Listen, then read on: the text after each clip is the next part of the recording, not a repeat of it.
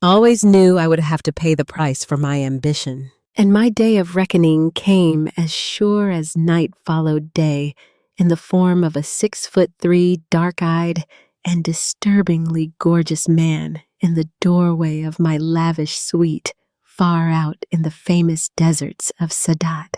He didn't knock. He didn't announce himself at all. But when a man was as electric as Prince Zain of Sadat, no announcements were necessary. Why knock on a door when you could change the air instead? I had been lounging there in the unimaginable luxury of the brand new suite that I'd earned as part of my package as the just promoted manager of the Desert Oasis Hotel and Spa, toasting myself with a glass of champagne. I'd been gazing out at the acres of lush gardens that formed the center of the hotel that my birth father, the infamous Daniel St. George collector of gorgeous hotels and beautiful women, had made out of what had once been the royal family's summer palace.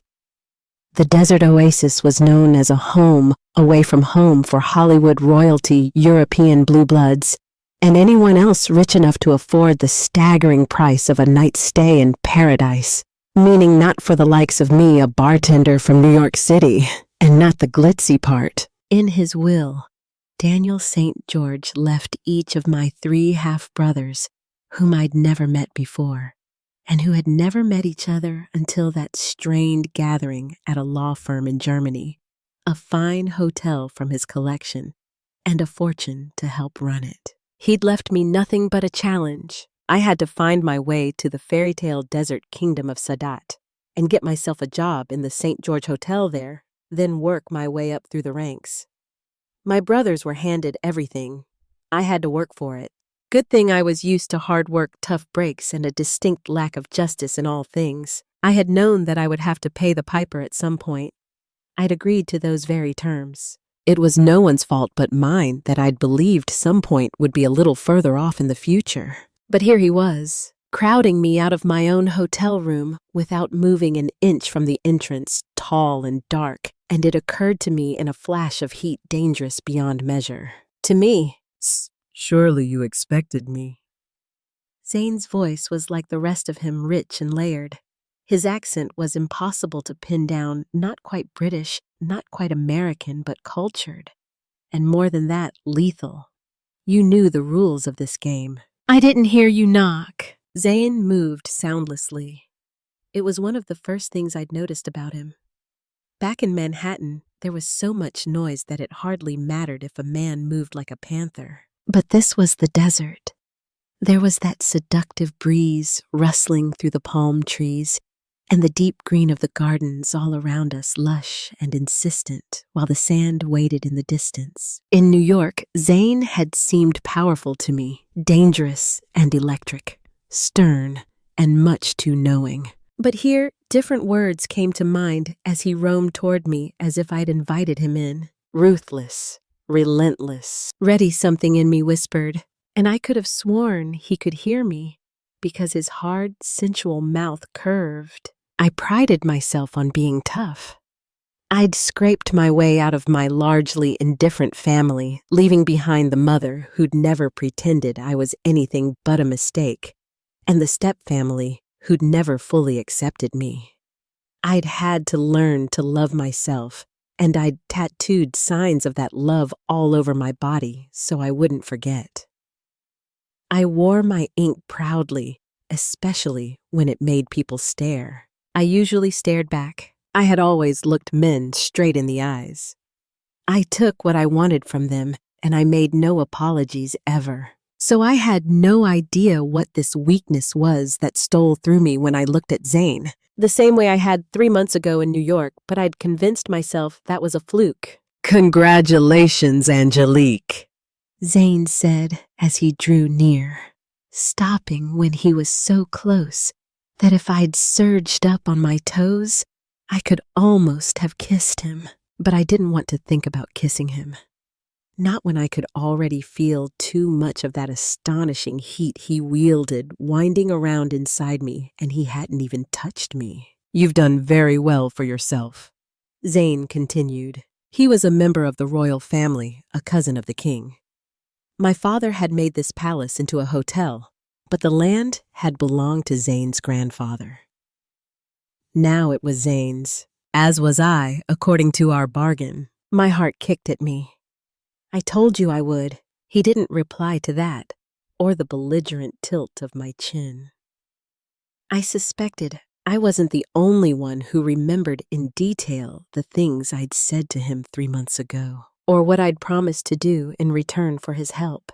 I kept talking to cover what I thought at first was a heart attack, but then realized was nerves, and in less time than I told you it would take. I thought it would be 6 months. It's hardly been 3. From all reports, you managed the hotel beautifully. He didn't quite incline his head, and his dark gaze was shot through with gold, making me think of some kind of honey, pouring all over my body like I was dessert. One more St. George takes her place at the head of Sadat's most luxurious hotel.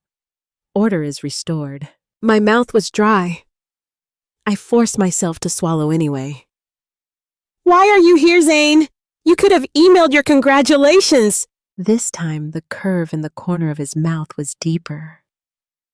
His dark eyes were brighter and wired directly to something in me, hot and intense.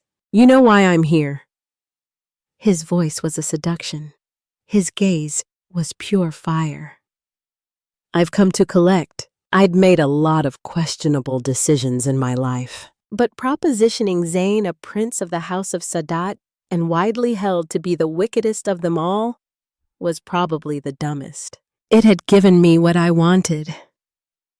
Zain owned the land the desert Oasis resort and spa sat on, and was the only person alive who could suggest that a certain person be hired when normally there were extensive waiting lists for every position. Zain was a modern, sophisticated royal who lived mostly abroad, handled his own business affairs, and was famous as much for the clubs he owned in Manhattan and Ibiza as the famous women who hung on him.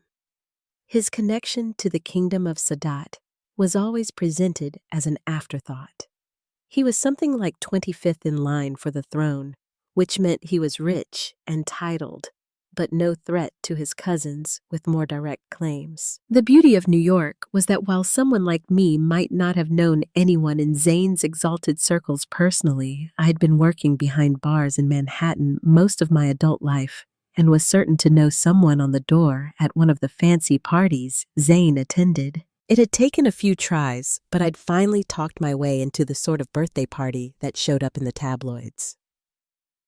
I'd skirted celebrities like I was doing an obstacle course moving around the cavernous club until I finally found the man I was looking for. He was easy to spot. Because it had been a typical New York club filled with sparkling, glamorous people, and Zain did not sparkle. He was too intense, too brooding with that fierce expression on his hard, compelling face. He wasn't pretty.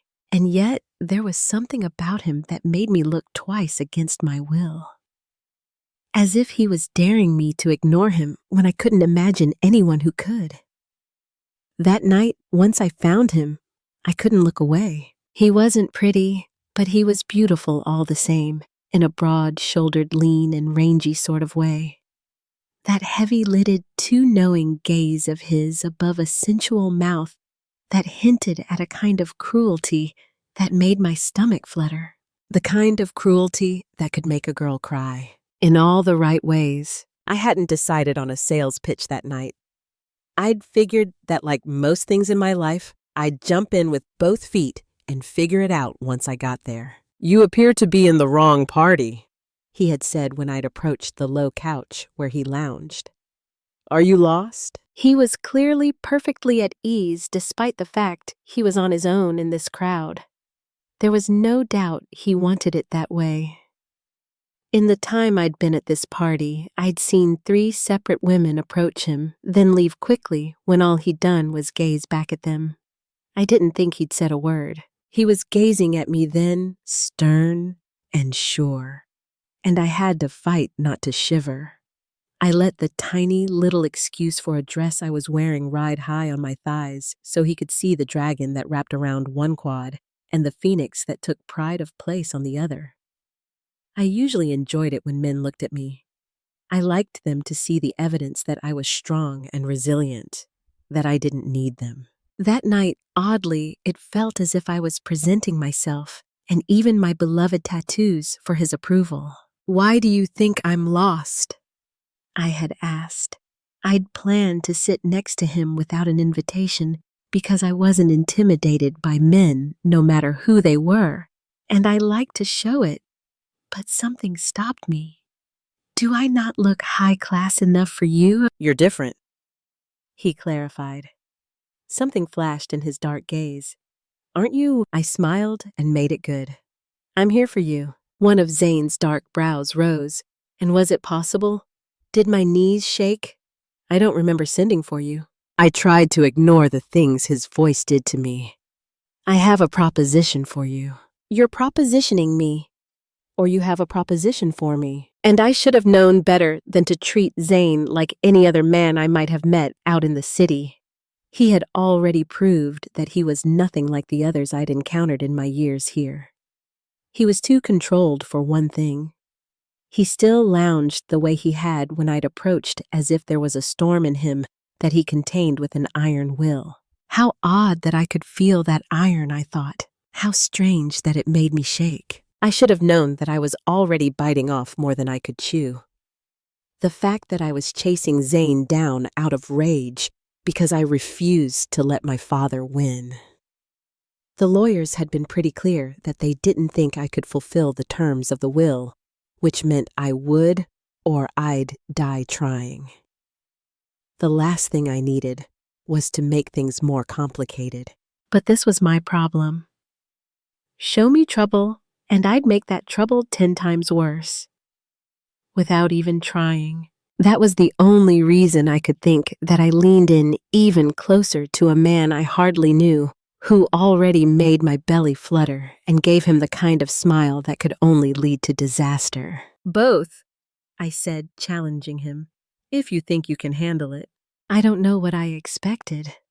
But it wasn't the way his gaze lit with a new blaze shocking in its intensity that slammed through me. "Sit down," he invited me. And it wasn't until I'd done so that I realized 2 things. 1, that I'd actually waited for him to invite me. And 2, that it hadn't really been an invitation. It had been an order. "The question isn't whether or not I can handle your proposition, whatever it is," he told me, a gleam of impossible gold in his stern gaze that made me melt. "I can. The question is, what makes you think you can handle me?" For the first time in my life, I stammered. That was how thrown I was. I can handle anything," I told this man who looked like sin and was a literal prince, though clearly felt no particular need to act charming. I'd felt caught.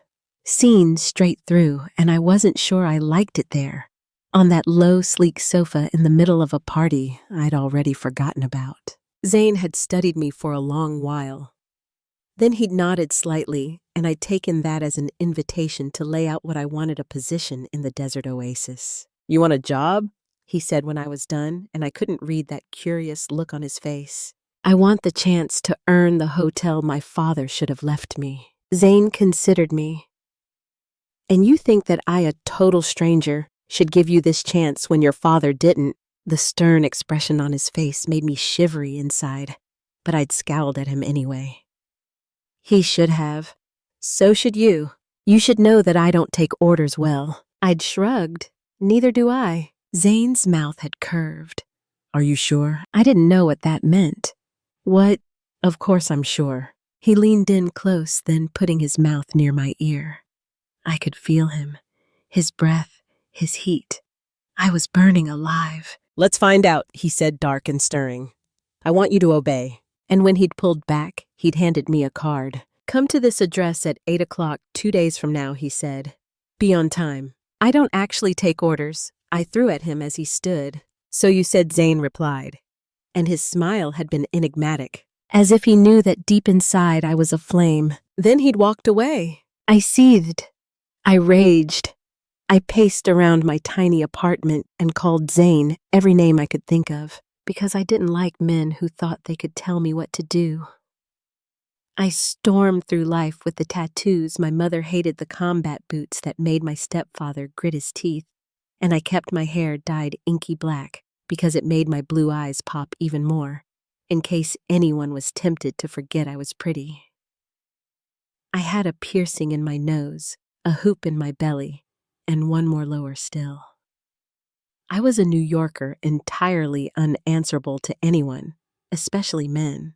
When I'd ended up in Germany scowling around a stuffy boardroom table as the 3 half-brothers I'd never known I'd had were made instantly rich, it had only confirmed that life was unjust.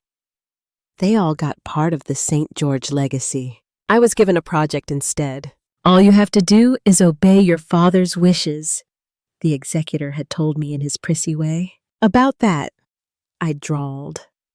I was lounging back in the chair the way all my brothers did, because I could see these stuffy businessmen expected more ladylike behavior from me. That meant I'd die before I simpered. I don't really do obedience.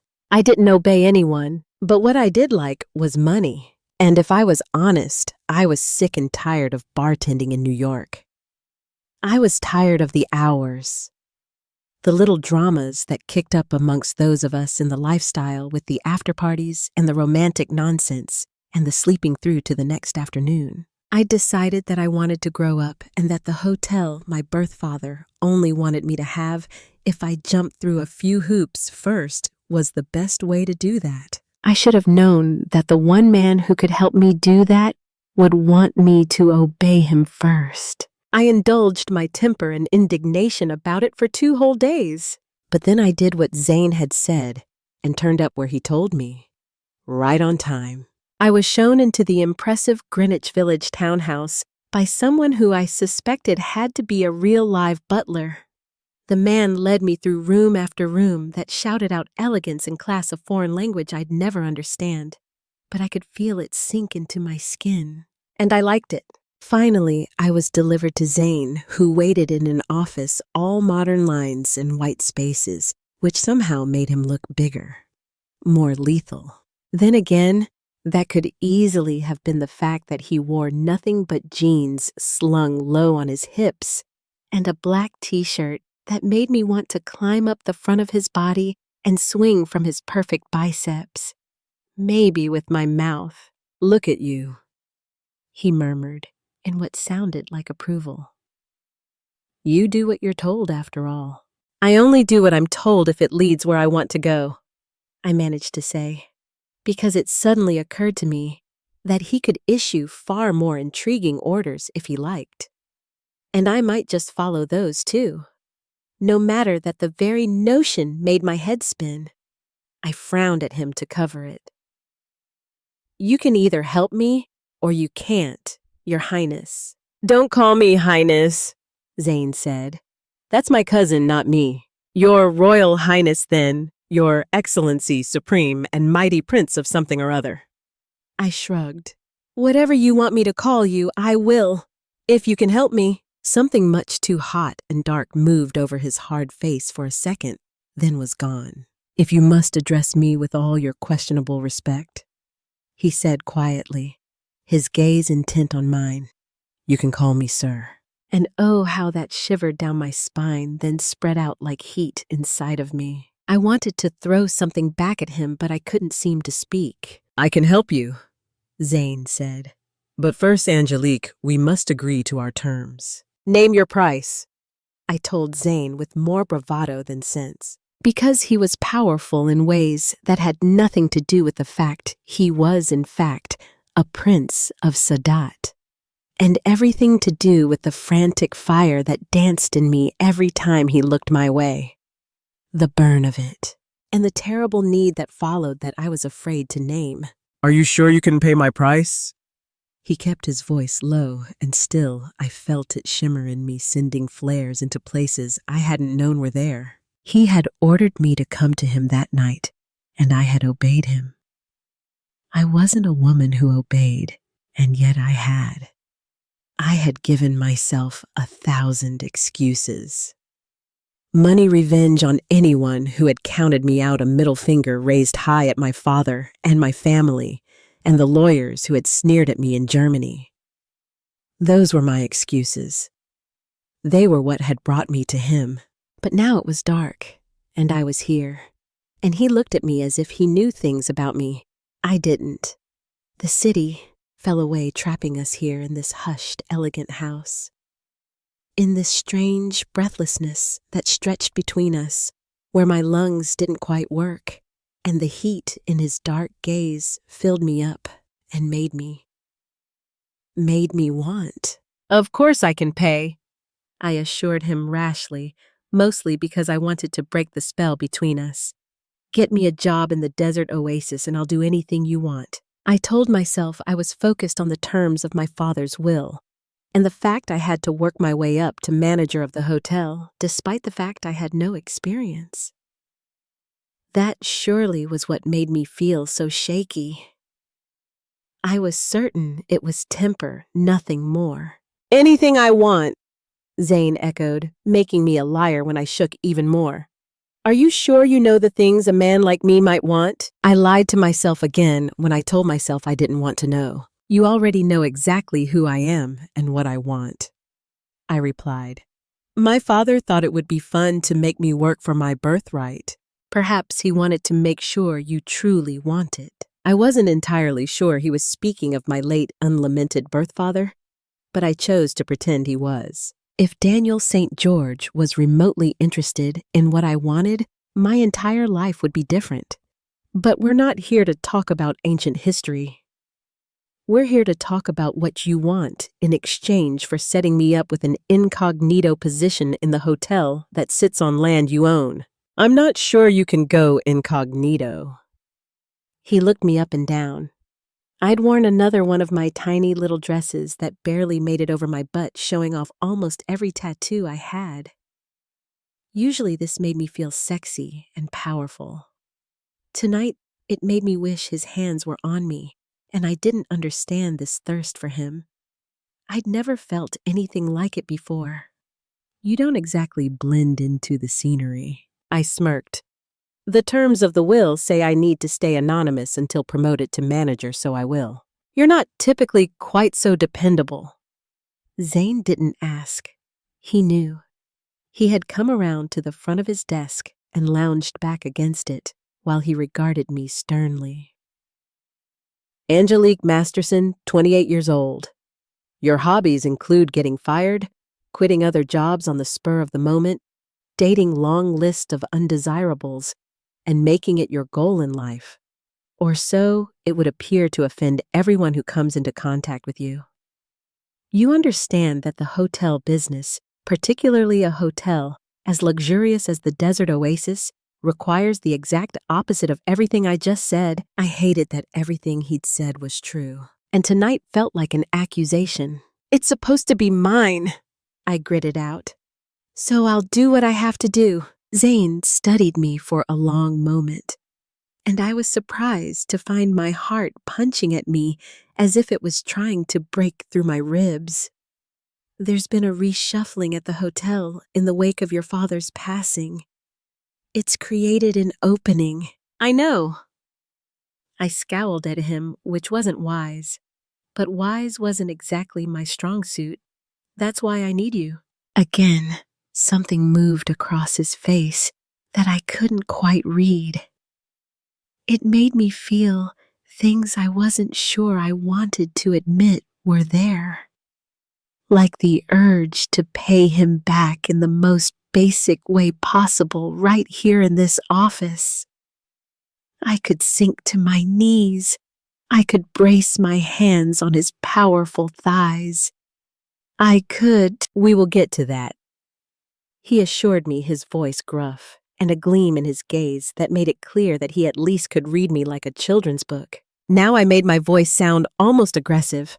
A dare, not a request, and certainly nothing needy, even if needy was how I felt. Not now. His gaze was bright and hard then, and the strangest sense of foreboding swept over me. You have 6 months, I'll send you to the hotel with my highest recommendation, which they'll interpret as a command. Then it's up to you to see if you can rise to your rightful place. But either way, when it's done, when you've become the manager of the desert oasis, or half a year has passed, I'm going to come collect. My lips were dry. My throat was tight. And everywhere else I melted. You have yet to tell me the price I managed to say. This time his smile reminded me of some kind of wolf. One night, Angelique, he said, while heat and foreboding and that terrible thirst danced in me. One long night in my bed. I will tell you what I want then in detail. All you have to say then and now is yes. He waited. Yes, I heard myself say from a great distance past all that noise in my head. And then I made it worse the way I always did. Yes, sir. If I put my mind to something, I could do it. I had told myself that all my life, and one way or another, I'd made it happen. I was no princess. I was a rough and tumble sort of girl who had left home at 16 when it was clear my mother and I had nothing more to say to each other. I'd made my way in the big, bad city on my wits, or on my attitude when all else failed. I'd talked my way into jobs I shouldn't have had, and talked my way out of bad situations with the same ease, and one way or another, I'd been fine. I knew nothing about luxury hotels, much less former royal palaces that had been made over into lavish getaways and catered to the sorts of clients who had money to burn. Not to mention, I had never been out of the country before that trip to Germany, much less to a place as wildly different as the vast, mysterious desert kingdom of Sadat. It was all the way across the planet, and what I knew about the place came from a quick internet search. But I had made my devil's bargain one night in Zain's bed, and only I knew how very, very little it had taken for me to both obey him and agree to his terms. Much less call him sir, like the kind of girl I'd never been. I was the one who made men crawl, not the other way around. I'd never had the slightest interest in turning that dynamic inside out. But there was something about Zain that made me feel like a stranger to myself. It was that dark, steady gaze of his, the hard curve of his sensually cruel mouth, as if he knew by looking at me that I would dream about what his lips might feel like on mine until I woke up every morning sure that I could taste him on my tongue. I told myself this obsession with a man I'd met twice and didn't know at all was my way of distracting myself from a far more unsavory truth. I was trading my body for my father's hotel. But that didn't upset me the way maybe it should have, because it was my choice. My body. My right to barter it if I wanted. I'd known when I'd set out to find Zain what the price might be. I'd worn that short little dress, and I'd been prepared to slink all over him there in that party if necessary. All he'd done was make me wait to do a thing I'd already planned to do, and infuse the doing of it with that particular shivery tension that didn't seem to leave me when I walked back out of his townhouse in Greenwich Village. I decided on the plane ride to Sadat that if I was going to sell myself in this way to this man, and I had every intention of holding up my end of the bargain, I told myself piously I would do it having fulfilled the terms of my father's will, not having failed. So that was what I did. Zain was as good as his word. The recommendation he gave was stellar. I was instantly installed on the hotel staff, and I threw myself into learning the place from the ground up. I might not have had the fancy degrees that my new colleagues did. I hadn't gone to hotel school. I couldn't stand around talking endlessly about hospitality in the way they did. But I knew people. I had bartended all over Manhattan from dive bars that even hipsters dared not enter to swanky upscale places that catered to far more glittering Manhattanites. I had heard 1,000 sob stories. I had broken up fights and stopped others before they'd started. My education might have been unconventional, but I was perfectly well suited to run a hotel that catered to its guests in every possible way. It turned out I had that kind of service in my bones. In a month, I had already been promoted. In 2 months, I had made it clear to everyone that I was aiming for the top spot. And at the end of the 3rd month, I got it. My half-brothers had been handed fancy hotels in Iceland, Italy, and a Pacific island I'd never heard of before, but I'd worked for mine. And yet, even after I called the lawyers to inform them of the good news, all I could think about was how I got in the door of the desert oasis in the first place. I thought about Zain all the time. I had become something of an expert on the man.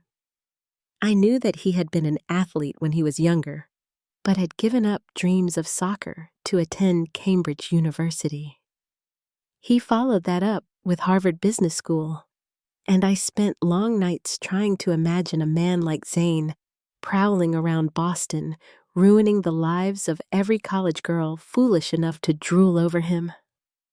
He had spent the years in between playing with nightclubs in his spare time, managing a hedge fund for his distant branch of the royal family, and allowing only beautiful women at his side. I thought a lot about the night that I'd promised him me. I lay in my bed far away in Sadat, the mighty desert, whispering through the palm trees outside, and I imagined it was his hands all over me instead. I lay awake, my body hot and ready, though I was alone, and I touched myself the way I imagined he might. Over and over, night after night, I waited for the self-loathing, for a prickle of conscience perhaps. But all I felt in those 3 months was that same bright foreboding. And now at last my time was up. Zain was here. This was finally happening.